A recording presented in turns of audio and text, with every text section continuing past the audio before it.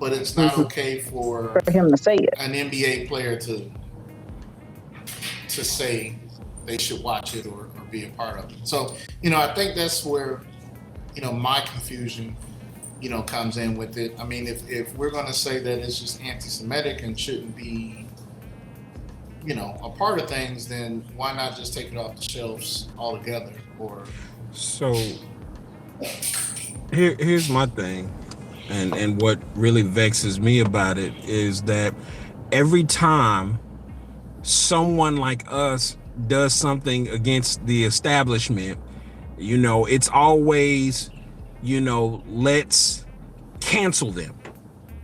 Let's hit them financially. Let's, bring them back to the level they should be at. They shouldn't be rich like that. So let's take all their endorsements. Let's take away their money. Let's take away all the accolades that they've received when these others, the establishment, have taken no hit and have really, suffered no loss in doing things that are even more atrocious than what, I'm saying, this young man did. And that's what I don't understand. Why it's always a monetary thing, when then he didn't take any money from anyone. Why should he have to pay money when he didn't, embezzle funds from anyone?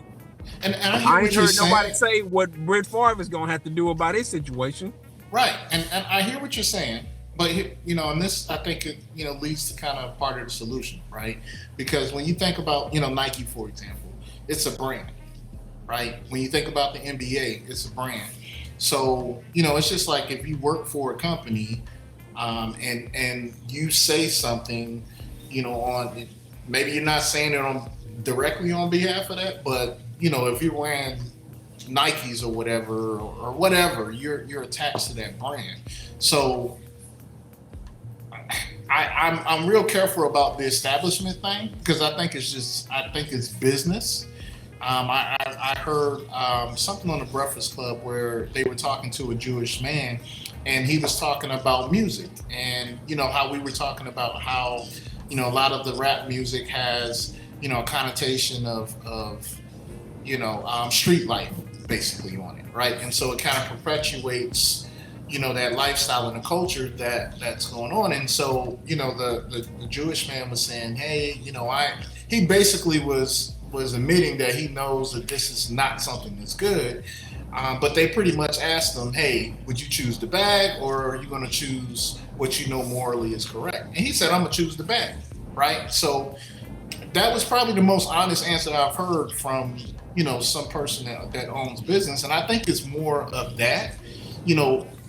Adidas, they disconnected themselves from Kanye. It didn't really have anything to do, I think, necessarily with Kanye said.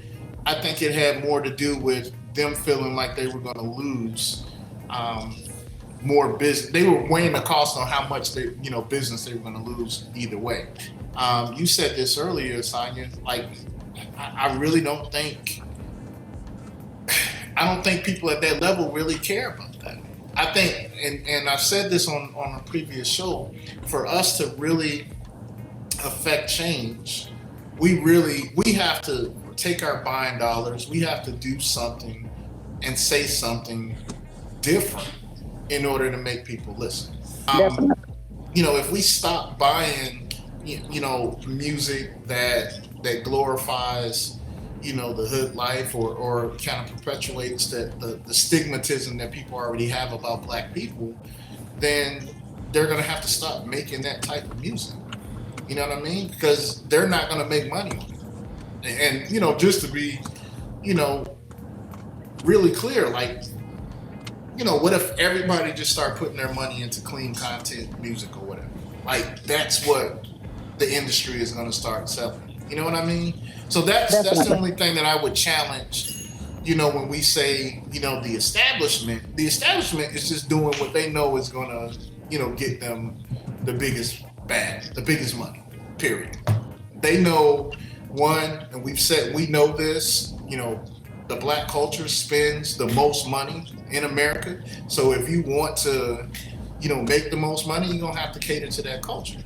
You're gonna have to cater to what we enjoy, the most at this particular time. And until we kind of get a more of a, I think, a unified mindset of what we want to put our dollars towards, and how we want to do that, which I think is a way bigger, deeper conversation, because that's going to require, changing our palate and what we have a taste for. Um, the establishment, the business, they're going to keep giving us what the demand implies, right?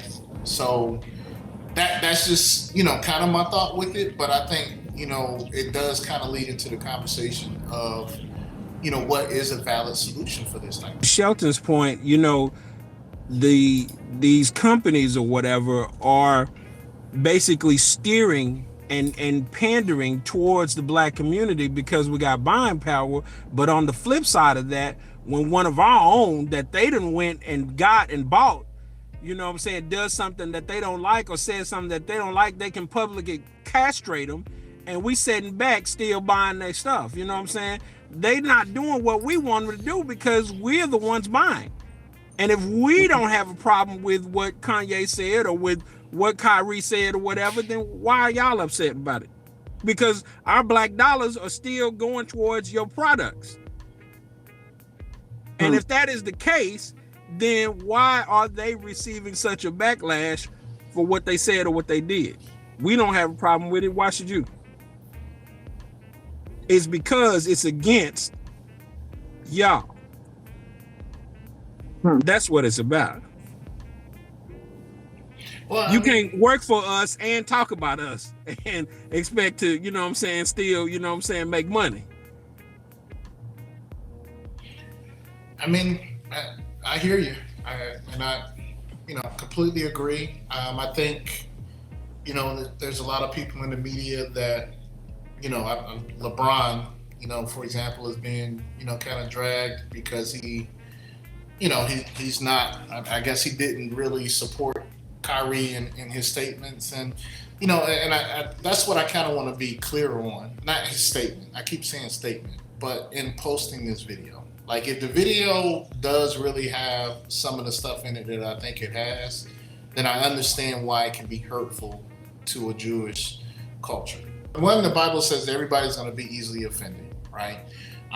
Two, we've been, as a black culture, we've been oppressed for so long. Like, here in America, we've had portions of our history not explained. Even now, there's certain things we don't want to talk about in the school system anymore because, it might be, some issues. I mean, there's some things that I knew I learned in school that they don't even teach in school at this particular point, right? And so, I think, part of the issue is this over suppression that's happened over the years.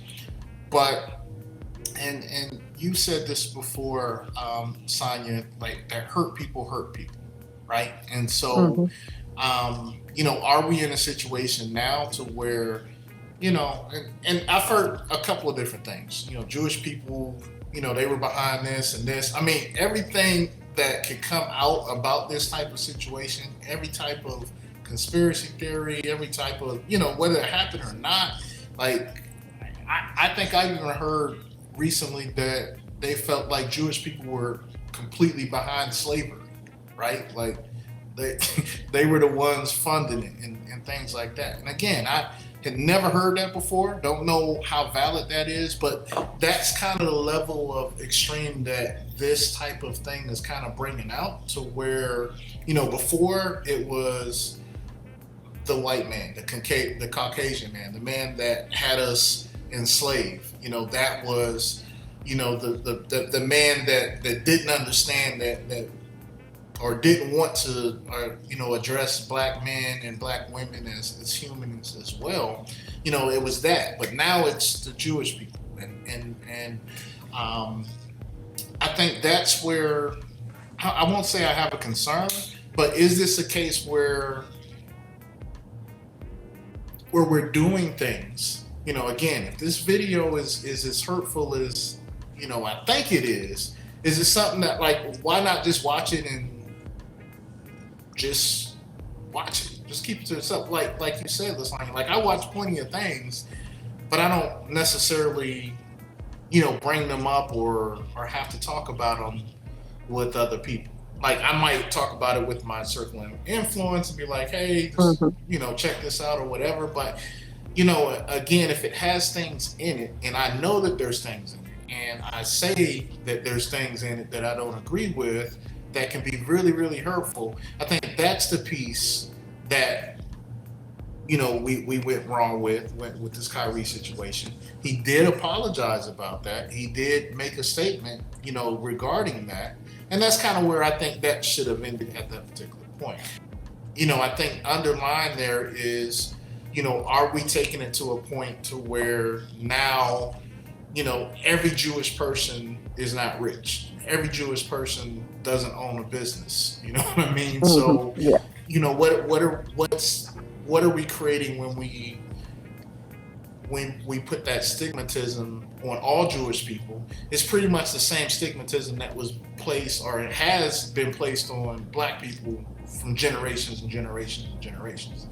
Like you said, I don't think the punishment is equal to things in the past. I would say on a level the playing field. Like, this is what I'll say. We've had other people say stuff that's very hurtful and very painful, but we skate over it. We don't do nothing about it.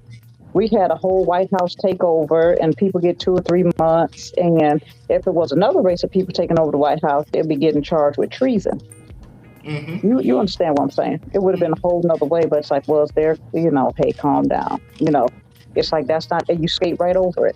And it's like, okay. But when it's somebody else that says anything or does anything, I think the punishments are never equal. It's like, you got to teach me a lesson, because this I can say whatever I want to say, but you can't. And so this leads me to what my thoughts are with that. So when Sarah Silverman wore blackface, when Howie, what's his name? Howard Stern. Howard Stern did what he did. Did we stop buying Sirius radio or anything connected to that? You know what I mean? So, and I think I've said this before, like other races, they react in a way to where, like Dion said, like to this extreme, like we're going to drop your contracts, we're going to do all this, but we don't necessarily react in the same way in a unified format to say, hey, we're not going to accept this. You know what I mean? On a large scale to where it hurts somebody's pockets. I think if we do want to have a voice, one, as a Black culture, we got to figure out how to band together, I think, and create our own consequences for people who do things like that. Do things to kind of come against our culture. And then even more importantly, for all of our Christian brothers and sisters, whether Black, brown, white, whatever, we should be connected and have some empathy for each other as far as what it looks like when one of us is going through something, like this in this case. Because maybe Nike doesn't, we're a big proponent of buying Nikes, but another part of their buying power is from a Caucasian and Jewish group. You know what I mean? So, if they're weighing the numbers and they like, oh, yeah, the Black people do buy all of our a lot of our Nikes or whatever and Jordans and things like that. But what percentage is still going to buy that? And then what are we still going to do it? So I think, the voice that we as a church have is probably bigger than the voice of just one of, just of our culture here in America, if that makes sense. Because what did we say? We're about what? 10%, 10 or 11%. Mm-hmm. Of the entire population in America, I think we are. America? I think Latinos is about 14%, like 13 or 14. Yeah, so I believe they like 13 or 14. I think we like 10%. I think it is, as far as all of America. with that. And I'm starting to hear a lot more of that. I heard this white man on TikTok today, and he was kind of breaking down the fact that he grew up in poverty, himself, but what he knew he didn't, he doesn't, and he was empathizing with the fact that I grew up in poverty, but I didn't have to grow up in poverty and deal with racism. It's there, and I think through communication, I think through having more conversations like this, and really expressing and unifying on what's actually happening and what's hurtful about this. Like Dion, pointed, it's hurtful to see someone else of a different race say something so egregious and get a smack on the wrist, and then someone from the black community say something and pretty much get his whole livelihood at stake. Gets affected and changed based off of it. Nobody's getting offended when people are anti-black. Nobody's getting offended about that. But that's the problem, Dion. That's what I think is the problem. Like, they get offended. They get offended enough to do something about it. When we get offended, what do we do about it? I mean, I do stuff about it. I boycott places, but that's me. But how I choose to spend or not to spend my dollars, that's my decision. If black people want to mobilize and do that, then hey, I'm all for it. But if they don't, that's on them. Guess what my point is? It seems like a lot of these other cultures, like we say the man or whatever, they just seem like they're more organized and unified when it comes to things like this. Like, I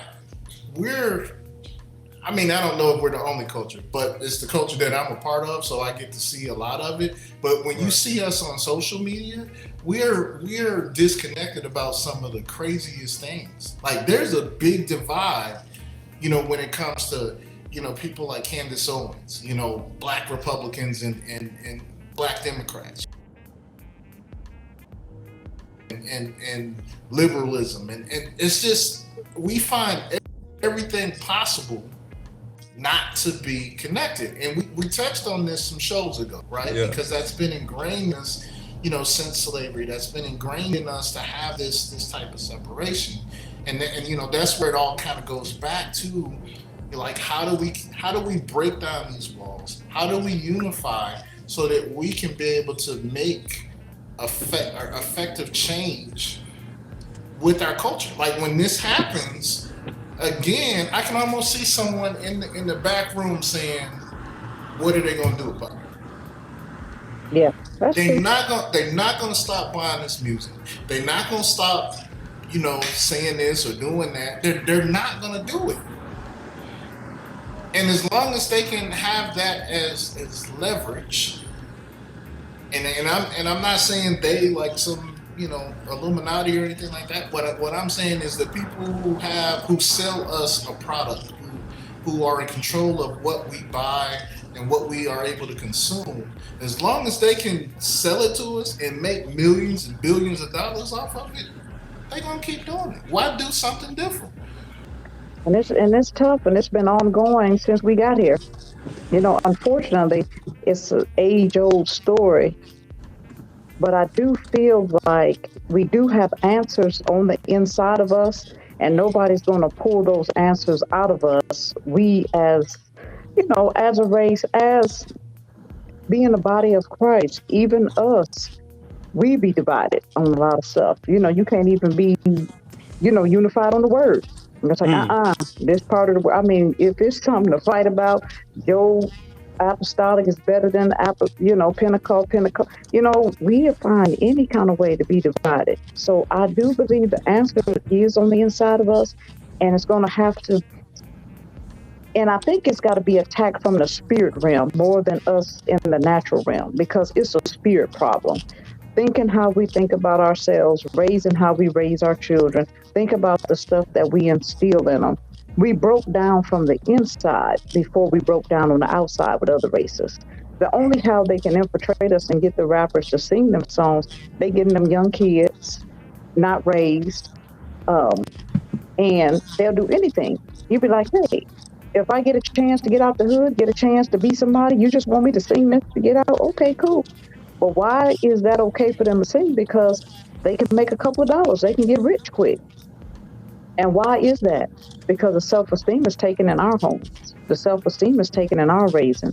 The self-esteem is taken because of how we got here and how we view ourselves. If you think about how we got raised and how, if you do have self-esteem, it's like, I'm not even gonna say it's an anomaly, but it's not normal. Like in our neighborhood to have self-esteem, to know who you are, to know how it is. Like we'll say that. Like I don't need anybody to tell me who I am. I know who I am, but I'm finding out and half my life's over. You know what I'm saying? Like really finding out who I'm really made to be, what God really saying about it. And it's like, man, nothing I knew was what I knew. Like literally. You know, I'm finding out a whole nother world about who I am, what I came from, our real history, the stuff that I find out about. And only how you can exploit a race is because that race don't know who they really are. They don't know what they really harbor. They don't know who they are in the sight of God or men. And so you can exploit anybody that don't have a clue about who or what they are. So that's the issue there from the inside of the camp. But I do think that having a relationship with Jesus Christ is a fast track. Oh, definitely. For any race. Because we all need to be together. The truth is, all these races have a part to play with each other. Racism is the silliest thing to be divided on because we all came from the same race. We all come from Adam. We all come from Noah. We all come from the same thing. So to be divided on skin color is totally ridiculous. And it's totally from Satan because it don't make sense to God. You must serve God in spirit and in truth. You think he care about your skin color? I mean, you know, like literally that is minute on a large scale. That is minute. So that's even dividing us, you know, with the different colors and how we think more of one race than the other race.